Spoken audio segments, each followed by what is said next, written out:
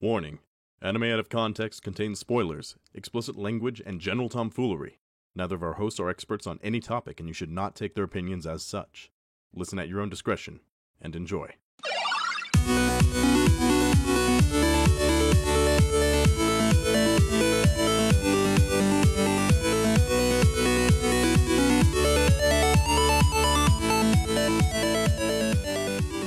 Hello and welcome to Anime Out of Context, the show where I attempt to explain the sometimes weird, sometimes wonderful, but always hilarious world of anime. And I lose sight of the light at the end of the tunnel because too many weebs are blocking the way. I'm Sean Rollins. I'm Remington Chase. Remington, we've had some very heavy discussions on this show. That is true. Probably a bit heavier than we should have on a comedy podcast about anime, but still. You'd think that, we've gone into extreme detail of just the different nuances and what is acceptable in society in various anime.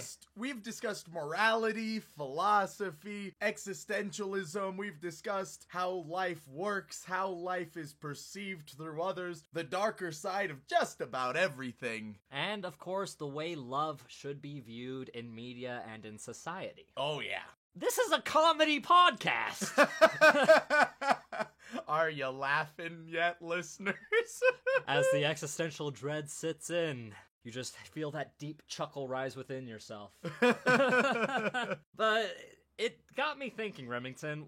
We have a lot of different bits and subjects on what makes things good. Yeah. And there's a subject we've talked about frequently on this show that I'd like to delve a little bit farther into. That's always frightening. Why would that be frightening, Remington? Because there's so many topics that have happened multiple times that have hurt me deeply every time. Well, Remington, I have to ask you about your time in school, middle school, high school, that whole ordeal. Oh, okay, I see where this is going. Well, my school career, middle school was not good at all, but high school was very pleasant when I grew out of the really awkward, everything is awful and social interactions are the bane of my existence stage. So basically, the edgy teenager stays. Yeah, or the Chunibyo phase, as I remember, because I am a good student. I don't know about that. But I do love that that is the one term that you use in the day-to-day from this show. It has been the most useful term I have learned, because now I don't just have weeb as a derogatory Japanese word, I also have chunibyo. Oh god, we are going to get murdered because of you one day. What happens when we decide to take this podcast on the road and we actually visit Japan? What happens then? Oh no.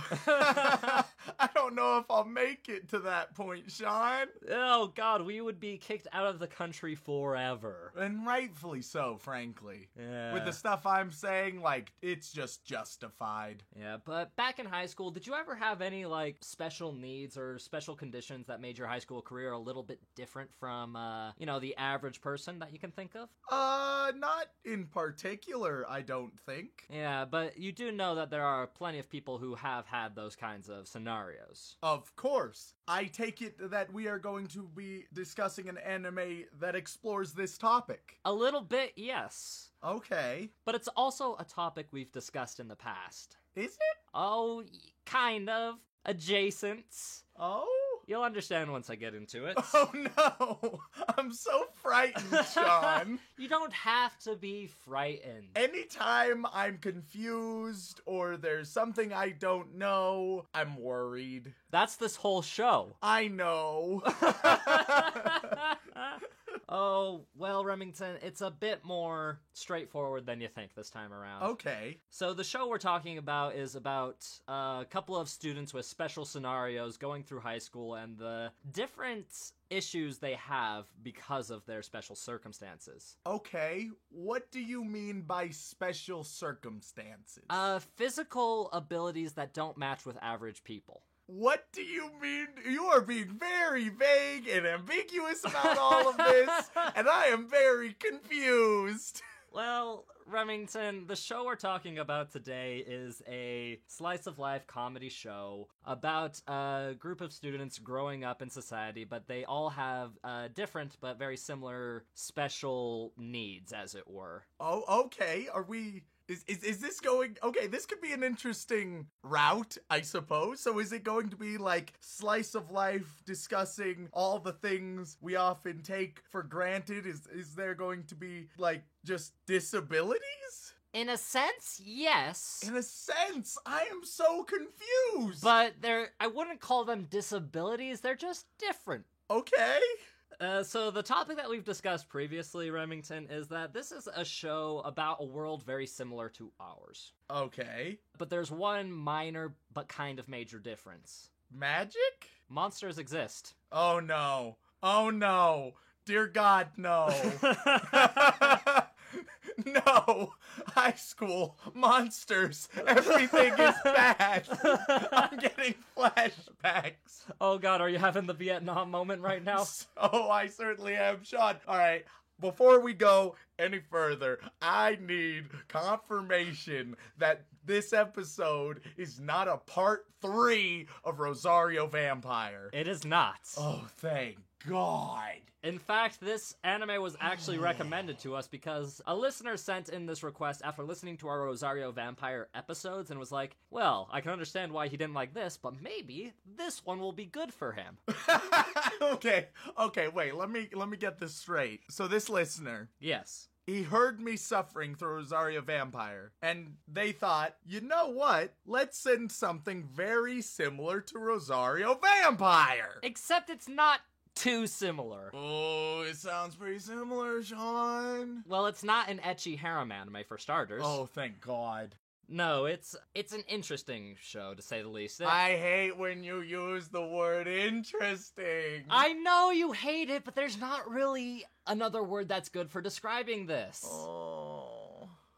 Because, yeah, this fella, who didn't give his name, he just goes by Anonymous, so I'm just gonna call him Anon. Okay, good old Anon. Yeah, and you can decide whether you like or hate Anon by the end of the day. That's up to you. We'll see. And he thought to himself, well, yeah, we don't like the over-sexualized, ecchi stuff that is Rosario Vampire, but maybe he'll like this kind of social commentary thing about monster girls in high school and everyday society. Okay, there's a lot to unpack right there. Okay, would you like me to break it down for you? So, let me break it down. I think I got this. Okay. Okay, so it's a hopefully very well thought out anime where you have the world and there are monsters. Oh my God, Dracula United. This is where it comes in. Exactly. The monsters are attending high school and everyone's like, oh God, they're a monster, but monsters are the same. Dracula United is gonna get representation. This is perfect. Yes, it actually does take the view of these monstrous people in a good light. Like, it's treating them as just slightly different humans who have special abilities and needs, and how they get through their daily lives in high school with those different needs. Oh man, my company, Dracula United, which was founded in our Hellsing Ultimate episode, seems like it is going to strongly endorse this anime. It might, actually, because this is probably the most positive reaction we've ever had when it comes to monsters, because they're not overly sexualized. I mean, it is a comedy anime, and there is some fan servicey stuff, but you're gonna get that with a lot of different shows. Of course. But they do seem like people, and they're not displayed as monsters. There is some kind of discrimination against them a little bit, but nothing too blatant or obvious, and just a matter of, hey, how would these mythical creatures fit into society? Because they're basically human, just with a couple different things. Okay, so we have a monster high school thing. Yes. The title of this anime is actually called Interviews with Monster Girls. See, when it's phrased like that, it makes me real concerned. Yeah, and you will have some concerns with this anime, Remington. no. Because I have some concerns with this anime. No. Overall, I think it's an interesting introspective on societal norms and how our society would treat these people who happen to be of a monstrous origin, but they're not really monsters, they're just people with different special circumstances. Which sounds great, but could we instead talk about how you treat me on this podcast? Because that is severely unfair and unjust. Oh, don't be such a baby, Remington. It's not that bad. Like I said, not an ecchi show, not a super sexy show. There is some sexy stuff in it, but that's just because it's anime. Okay, well, let's break it down. What exactly is it? Who are the characters? What exactly is going on? What's the plot, the story? So, Interviews with Monster Girls. It's kind of says it all in the title. The story is about a biology teacher of a high school, a fellow by the name of Takahashi Tetsuo. Well, there's that Oh, name. Tetsuo, already bad. Yes. I've never met a Tetsuo I didn't hate. And you might not like this guy. God damn it. But I think you'll like him better than the other two. I think, maybe. We'll see. He is a high school biology teacher who is currently working on his thesis for his master's and furthering his education while teaching as well. Okay. And he wants to make his thesis on the study of these monster girls, or demi-humans as they're referred to. Okay. Yes, and the problem is, though there are demis in the world, they're not common. So he hasn't actually had an opportunity to interview them, and all the legal channels he's went through to try and talk to these people without, accidentally meeting them on the street. He's been unsuccessful because he's just a teacher who would give him permission to do this kind of research. What kind of research is this exactly? Why is it such a big deal? Well, he's a biology teacher, and he's just curious about the different conditions and makeups of different demi-humans. What makes them tick, how they live through society, and it's a genuine scientific curiosity throughout the whole thing. Okay. And the show starts where a brand new school year is starting, he's getting ready to teach, and as fate would have it, it's very kind of like, I've had such a hard time meeting these demi-humans, I want to talk to them, I want to learn more about them, I want to figure out what makes them tick, and then out of nowhere he gets about 4 of them thrust on him at once. Well, I'll definitely be critiquing that later, I feel. Oh, yeah, no. I watched that and I was like, that feels a little pushed. A little rush. You could have just said something a little more along the lines of, it's just not as easy to meet in these demi-humans, or there's a lot of demi-humans that don't want to be interviewed. You could have did something like that. They're like, I've never met one before in my life. Yeah. Alright, so often plots will have that bullcrap start, but it's never a good one. Nonetheless, maybe it'll still be decent. Okay, so he gets a bunch of demi-human monster girls in his class, and then he interviews them. Basically, it's just a comedy show of these 3 main students who are... Not the 4th one? The 4th one's not a student. The 4th one's a new teacher. What? Yeah. Okay. Yeah, they have a new teacher for the school year, as well as 3 of his new students happen to be demi-humans. Okay, so what are the students? Who's the teacher? So yeah, we've got 3 students that are demis and 1 teacher that's a demi, and okay. The anime is just him talking with them, trying to help them cope in modern society, as well as figure out how they tick and what goes through their heads. The 3 monsters as are follows. You have the teacher, who is a succubus. Oh no. Yeah, I know. But it's a more tasteful succubus. No, Sean.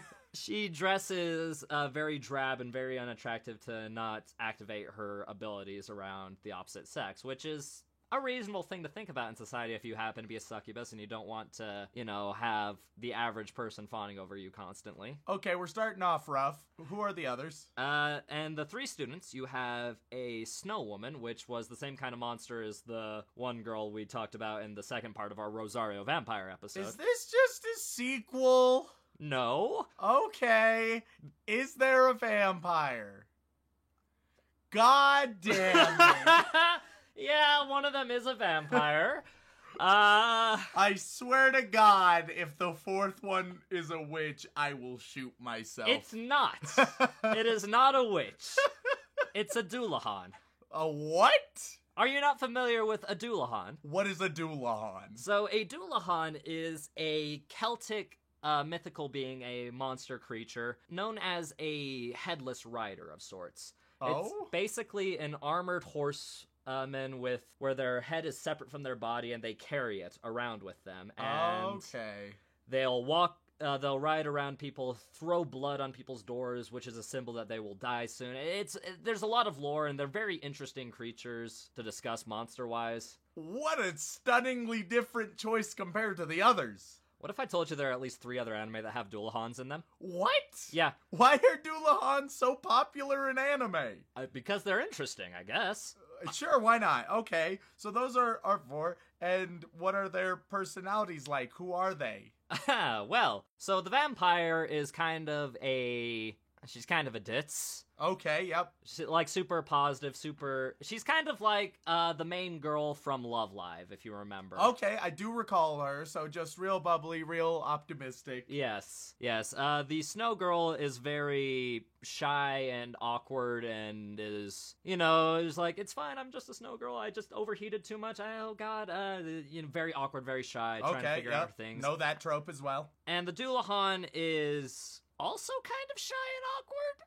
Oh, yay, variety. Yeah, different kind, but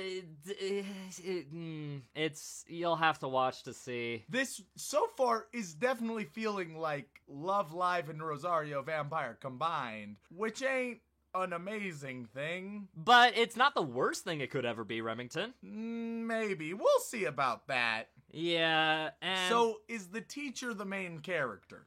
Kind of, yes. It revolves Okay. around him and his perspective on things. Okay. And him trying to figure out these monster girls and what makes them tick. And so the general plot is him interviewing them, asking them questions, figuring them out for his thesis. As well as the comedy that ensues from the interacting with girls that don't really have the same human parameters. Okay. Yes. I feel like I understand now. Yeah, once you watch it, you'll be like, oh, this makes sense. But there is a bit of a caveat. Oh? You're a teacher, Remington. Yep. I've coached high school for a few years now. And there's gonna be some things in here that make you just flat out uncomfortable. No, I know. Okay, so here's what's gonna end up happening. He's going to be falling for his students, or his students are gonna be falling for him, or trying to seduce him, or they're gonna be doing weird stuff, and I'm gonna hate this, and it's gonna be awful. 0 out of 10 anime. Anon, why did you do this to me? So he's never going to be hitting on the students. The closest it ever gets is him occasionally having interactions with the teacher, which is more acceptable because Yes. they're about the same age. Yes. But there is heavy hinting that some of the students are interested in their teacher, which is very uncomfortable. I don't like that, Sean. I don't either, Rem. But there are some genuinely funny moments in the show, and it's overall a wholesome show, just with some very questionable jokes in it. Okay. I promise you, Rem, it's not as bad as I'm making it out to be, but it's not gonna be something that you're gonna be in love with either. I have no idea what to expect. I have no idea how I'm gonna feel about this on the other end. I'm hoping that it's okay. Maybe even good. Maybe. But I'm definitely worried and frightened and concerned. If it makes you feel better, this show got anywhere between 7.5 and 8 in terms of rating. Those are quite high, but also the anime community is bad at rating things. That is true. There are biases abound. But on the bright side, I watched the entirety of the show. It's only 13 episodes. I've said before, just one season. Just one season. I've said it before, the shorter an anime is, the better it is. Universal rule. And it's actually a relatively new series. It only came out a couple years ago. Oh man, newer things. When you say a couple years ago, was it in the dark times of like 2011, 2012? No, not that far. Yeah, the animation came out in 2014. Okay, so we're very recent. Yeah. Let's hope that means that it's good. I mean, it's not bad. I watched it when it came out, and I watched it again to catch up, and it's not the worst thing out there. It just has a lot of uncomfortable things in it in regards to the student-teacher aspect of things, which is, from a teacher perspective, not okay. Yeah, that's gonna be a rough hurdle for me to overcome, but we'll see if I do. And we will see it together. Remington, let's go watch some episodes of Interviews with Monster Men. We are back after watching a grand total of 4 episodes of the hit 2017 anime, Interviews with Monster Girls. So, Remington, how you feeling, bud? I'm alive? You are alive, and you didn't seem to hate the show from what I could tell. No, I definitely like the show, but I have no idea how much I like the show. That's interesting. I'll be honest, Sean. This show could be anywhere from a 5.5 out of 10 to like a 9 out of 10. That is such a huge range. How can you differentiate that? Because I am not sure how I feel about a lot of elements of it. Well, I guess we're just gonna have to break it down bit by bit then. We certainly shall. Okay, so let's start with the obvious. This is a character-driven show, right? For sure. It's driven by the characters of the demis, which they prefer to be called, because demi-humans, that's just too long. Too wordy. And it's not cute. Which is the most important thing of all. I prefer all of my labels to be adorable. Yeah. Yeah. I can think of several labels that have been applied to you that are most certainly not adorable. Yeah, and a few that are just very obscene. But nonetheless, we can jump right into them. I think that all of the characters are good. What? You think that every character in this anime is a good character? I sincerely am interested in all of them. I think that they are well developed and that each of them are very charming. Holy crap, Remington. Yeah. And this is a fairly moe show, too. Yeah, and it's, once again, it's super moe, but it's not my kind of moe. It's not the moe of adorable non-human things. It's adorable girls doing adorable things, right? Right. Which doesn't get me, but it can still be charming. And it certainly was very endearing. All of the characters and their interactions with one another, extremely human, which we will talk upon in a bit of depth in a moment. Yeah, all of the characters, thumbs up. That is amazing, Remington. I was actually very concerned on how you'd feel about these things because the make or break of this anime is, like I mentioned in part 1, the relationship between the main teacher and his students. Yeah, and with the main teacher, he's probably the worst character, but he still gets a thumbs up because he's still a little bit generic and he's still a tiny bit of a Gary Sue, but he's still an interesting character and the way he interacts with the world is fun to see. Because he is kind of the baseline observer character, but he's done in kind of a really good and interesting way. Yeah, and so the characters and then the dialogue would be the second thing that I think is the most important to this whole show. And the dialogue is another element that I think they did extraordinarily well. I'm going to make a bit of an interesting comparison here, Sean. Yeah, I have an idea of what you're about to say, and I'm not sure if I like it or not. The dialogue in so many places and some of the actions as well were so just natural and human without any sensationalizing in any way, and it reminded me very strongly of those elements in Forest Fairy 5. Which, oh my god!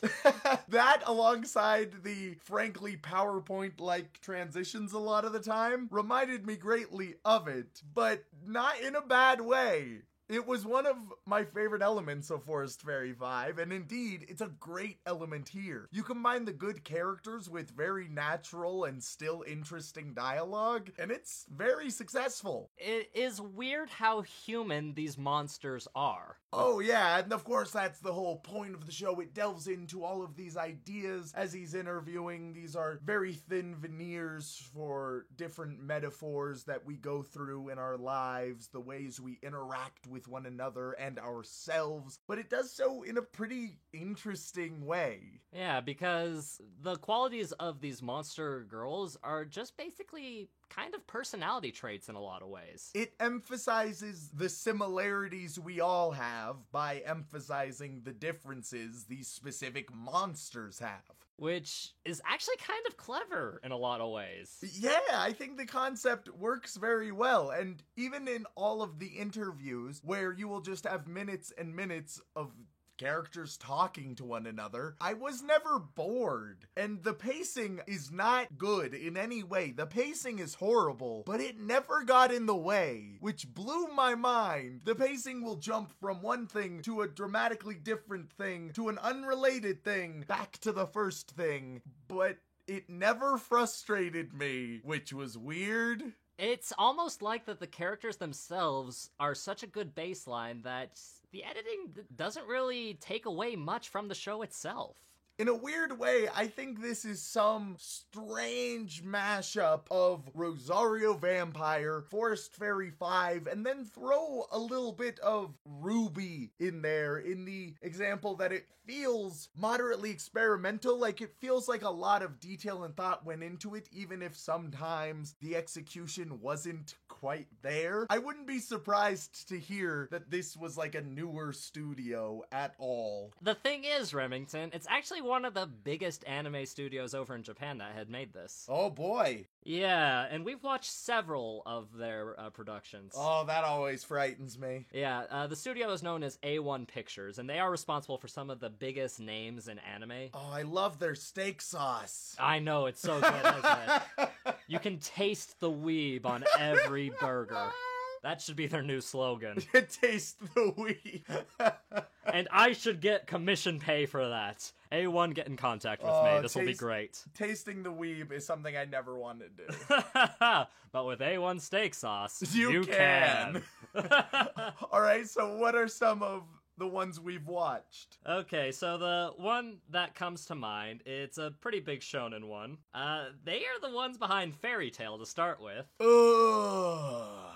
Yeah, they're also the ones behind Sword Art Online. Jesus Christ! Yeah, and there's just so many here, and there are so many that we're gonna have to come back to and cover. They need to stay away from shonen. Like, far, far away from fantasy shonen, because they are not good at fantasy shonen. There's so much fantasy shonen in their repertoire, though. Oh god, no, why? Because it's popular and it makes a lot of money. Oh yeah, I mean, the two you mentioned are absolute icons, so they're bringing in those dollar bills, but also, good god, the humanity. Yeah, and the third one you are not going to be happy with, Remington. I wasn't happy with the first two! The third one that they've made is Oreimo. Oh, mother of God. Didn't see that one coming, did ya? Oh, dear God, why A1? Yeah, so we're 1 for 4 right now, which is not a great ratio. But hey, that's hope for the studio, isn't it? I need a moment to recover, Sean. And I will give you that moment while I keep blathering on. A1 Pictures is definitely one of the bigger anime studios because of a lot of their shonen stuff, but they do have a lot of really good not-so-shonen stuff, like this one, for example. It is actually regarded as a seinen show because it talks with adult themes, and, you know, it does it in a fairly mature way with a bit of fan service thrown in because a lot of people really like fan service. Alright, let's move on from A1 because that hurt me deeply. I had to find something that would hurt you. Ugh. Yeah, and I'm looking through and we haven't really covered anything else that you would recognize, but we will get to some of these, and whoo, boy, it'll be interesting when we get to them. I don't wanna. You don't have a choice in the matter. It's all up to me and our lovely fan base. Damn it. So let's get back to interviews with Monster Girls. Yes. Let's talk about the characters individually, because as this is a very character-driven show, the episode-to-episode isn't as important. Because each of the episodes have mostly just been the characters interacting, which it doesn't have a very strong direction, but it works despite that very well. So it mostly is describe the characters and you learn more about them. And it does it very well, quite frankly, which I am glad to see. Oh yeah, so who should we start off with, John? Well, let's start with the first girl we're introduced to. Let's start with the vampire, Hikari. Well, I just have one thing to say about her. Yeah. She's a crazy bitch, and all of our listeners will know how I feel about crazy bitches. I know all the girls you used to date, so yeah. I love me a crazy bitch. She is super excitable, super energetic. So many comedic moments from her. And just throughout the show, may I say, one of the funniest shows we have seen easily. And a lot of this came from her. She's just so full of spunk and pizzazz. And she's very mischievous, which I really like. Oh yeah, she has the mischievousness, the sassy qualities, all of which interact with each other characters in non-toxic and believable manners. Like, so often you have those characters who are this way, and they either have ill-formed relationships with other characters because they're trying to sort of stand on their own, either because of the character or because of the creator's vision of the character, or you have them actively against everyone, just messing everything up. This case, it was just healthy fun with everyone. And that was true for most of the relationships. Interviews with Monster Girls was an oddly wholesome show. Yeah. Would you prefer the Japanese version? Like the Japanese title? Oh, no. Oh, it's great, though. It's Demi-chan wa Katari Itai. Oh, that's too much Japanese for me. So sticking with Interviews with Monster Girls? Oh, yeah. Which, not a great title. Kind of a misleading title if you think about it. Oh, it definitely did not give the impression that I got, though now I suppose I understand it very, very well. And I told you would before we started, because it's a little hard to explain, but once you get into the show, it's not too terribly complicated. Yeah. All right, who's next? Let's talk about the girl we didn't have much interaction with within the first 4 episodes. Let's talk about the snow girl, Yuki. Ah, Yuki. Okay, Yuki, we only saw briefly towards the latter couple of episodes, but I think it's starting to create something very good. It's starting to create an interesting baseline for her. She is the shy character who has a harder time interacting with others of her own volition, as opposed to the other character we'll talk about who has a harder time connecting with characters not of her own volition. And I think that this dynamic is a nice one to add to the group. And I totally expected that she and all of the other characters were going to be the most tropey of tropes, and I was very pleasantly surprised. They do have a lot of tropish elements, but they use them as a baseline as tropes are meant to be used. Yeah, they use it as a jumping off point rather than a finish line. So I think that even though we saw very little of Yuki, she was still an interesting character from what we saw. Yes, and she does have some very interesting and comedic lines throughout the show. Yeah. Because, you know, she's kind of a more straight line type of character, but of course that means she's just going to get into a lot of awkward situations because of how straightforward she is. Oh, for sure. Okay, let's talk a little bit about another character we didn't get too many interactions with. Let's talk about Himawari, who is the twin sister of Hikari. Yes, and to my understanding, she is the human sister to the vampire. That is correct. Yes, the human twin sister, which I think is a very interesting decision to have. They explain it in a very, very bad way, where it's just based on mutations rather than genetics, which provides a whole lot more really weird questions, and it's a bad explanation. Don't just pretend it doesn't exist. But it's real interesting that you can have twin sisters where one is a Demi and one is not, and those differences, and you see sort of a protectiveness but also a self-esteem issue from her on both hands. She wants to help her sister and make sure she's not being taken advantage of because she's a vampire, but also she isn't a Demi, so that provides its own interesting issues. It's a very nice asymmetry that adds a lovely bit of flavor so far. Yeah, and I do like the idea of the monster syndrome.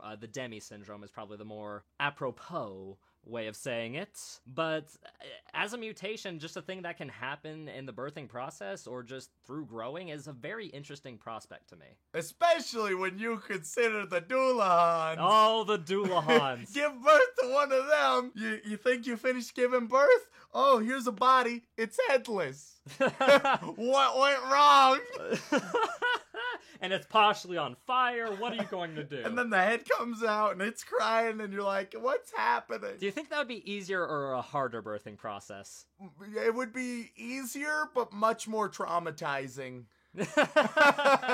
Speaking of the Dullahan, let's talk about the Dullahan, who I feel like is probably one of the better characters in a lot of retrospects. She's a very strong character. That would be Machi, Kyoko Machi. Yes, Machi is a great character. She wants to be around other people and relies on them to a great deal, even as the anime puts it, wants to be coddled by everyone else, and she needs that attention. But she has a hard time getting that attention and validation because she's a Dullahan. And it's a little traumatizing when you see a girl walking around holding her own severed head. Yeah, and they talk a little bit in a conversation that I really enjoyed, where she was talking about how she knows other people are a bit uncomfortable with her being a Dullahan, and she wishes that sometimes they might joke about it. And the teacher asked her, well, do you joke about it? And she was like, well, no, but still. He advised her to joke about it so others knew that they could, which is a very real thing. If you feel like there's a huge elephant in the room about yourself and you just wish that it would stop being an elephant, you can do that. You can be the one to bring it up and ease it in the conversation. And you can kill the elephant. And you can murder the elephant. This is a great transition to our sponsor, African Poachers.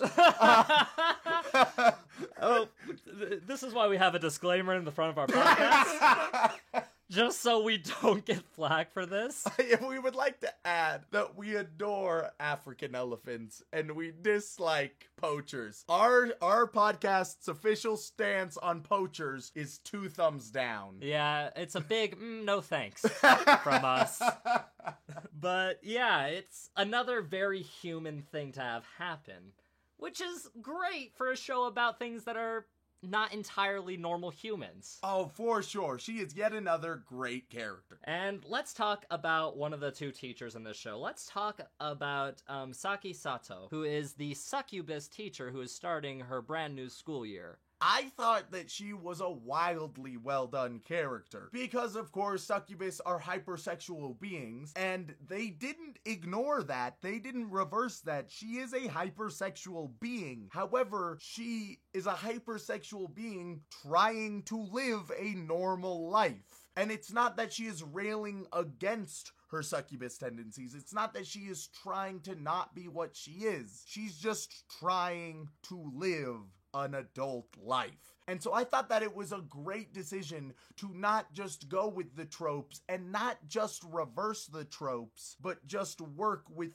absolutely all of them. Because, yeah, she's a succubus. Yeah, she's gonna evoke feelings in the opposite sex. But that could lead to some very interesting situations. And it does. And she was another character that was also wildly hilarious in multiple moments, like very, very funny. It's hilarious because her condition as a succubus means that she can unintentionally evoke feelings in men, which could be very dangerous. So to counteract that, she actively holds herself back. She dresses in fairly plain, drab clothing, tries to make herself as generic and unappealing as possible. But the problem is she's still a succubus and she's still fairly attractive, and if she comes into contact with a guy, that guy is going to have some fairly traumatic feelings. And this creates some very interesting commentary on the nature of love and how we love each other, and if there are differences between different kinds of affection, which I thought was interesting commentary already, and I'm very confident that we are going to see more of that as we continue further on. And you do see more of that. It's just a genuinely funny show for the most part. But Remington, we have to talk about the main character, the most important character of the show, which you could argue it's all the monster girls and such that are the most important, but they do revolve around this one character, and that is the biology teacher Takahashi. Yes, Takahashi, who, even though he doesn't have a ton of personality, he has enough to work as a foundation. They utilize him very well throughout absolutely everything. I feel similarly to how I did during Mirai Nikki with that protagonist, except a bit better. Yeah, he's not a whiny bitch like Yuki. Yeah, Yuki actively detracted from the show, but they did the best they could with that type of character. Takahashi doesn't detract from the show. He may not add a ton, but he does add a little bit. And my favorite part is that though he has his students who most of them seem to have a bit of a crush on him, which, you know, that's understandable. That can happen. Yeah, we'll talk about that in a moment. But he is very mature about it in a lot of respects, and he doesn't view that as an option. He's not completely oblivious, but he is an adult, and he understands. And as somebody who is an adult and understands, I understand him. But let's talk a brief moment about one of the elements I was dreading the absolute most, and that is the fact that some of his students are very into Takahashi. Which, as a teacher yourself, Remington, is something that you have feared for most of your life. It is one of my least favorite tropes that happens a lot in anime, and when you said that it was going to be appearing, I was wildly concerned. Amazingly, it sort of works here, because they don't glamorize it in any way. They don't support it, or, what happens more commonly, say, oh, look how taboo this is, wouldn't this be scandalous? Instead, Naka-emo. yeah, instead, they just have it where his students have crushes on him, and it's shown to be just as childish as that would be. Which, great! It's not like an overly sexualized fetish thing. Although some people might take it as such, but it's not. I mean, I wouldn't want to Google the fan fiction, but the anime itself handles it very well. Yeah, Rule 34 is still alive and kicking, folks. Unfortunately. It's not going away anytime soon. And so, with all of the characters and the dialogue being as stellar as it was, sure, the pacing was miserable, and there wasn't much story, and the transitions, oh my god, they were amateur transitions if I have ever seen amateur transitions. Just take my PowerPoint transition rant from Forest Fairy 5 and add it here. It still was a very good show. Amazing to think that with all of its flaws, you're still coming out kind of smiling. It blows my mind. This may end up being one of my favorite things that you have shown me, and I think that it cements a third thing that I wildly enjoy in anime. And what's that, Remington? Previously, we have two on this Mount Rushmore of things that I actually enjoy, and that is moe, because I'm a moe piece of garbage, and then number two, edgy, because I enjoy edgy, dark bullshit. But the third is things that are just extremely and unabashedly human. We saw this with Watamote, one of my favorites so far, and even in Forest Fairy 5. Which is arguably the worst anime ever. Oh yeah, but we saw it here as well, and seeing that genuine humanity in a way that isn't dressed up, which isn't to say that Interviews with Monster Girls didn't go sensationalized in some bits. It certainly did. It had its silly moments. It had its over-the-top moments. But it had so many raw human moments as well, and I absolutely adore that. So, to Anon, I want to say thank you for the good recommendation. You were wildly correct. Rosario Vampire, god-awful. Interviews with Monster Girls, really good. It's amazing how similar they are, but yet so wildly different. Oh, yes. You know, Mount Rushmore has 4 heads, though, right? Maybe I'll find a fourth thing that I like. We'll have to find out in the future. But, Remington, I just have to ask, want to go watch some more Interviews with Monster Girls? Sean, me and my company, Dracula United, would love to continue watching this anime that for the first time accurately represents monsters with the proper humanity that they deserve. And watch it we shall. Thank you so much for tuning in. We really appreciate it. If you enjoyed our ramblings into the deep discussion of Moe Monster Girls, please drop a review on whatever platform you listen to us on, whether it be Apple Podcasts, Podbean, Stitcher, or even better, spread us by word of mouth. It's the best way for us to grow. You guys truly have been leaving such great feedback, whether that be through the reviews, word of mouth, or especially through the emails. And if you would like to contact us directly, whether it's for a comment, question, feedback, or a recommendation just like Anon, you can email us at animeoutofcontext@gmail.com. Once again, thank you so much for tuning in, and Monster Girls can be great! Monsters are your friends!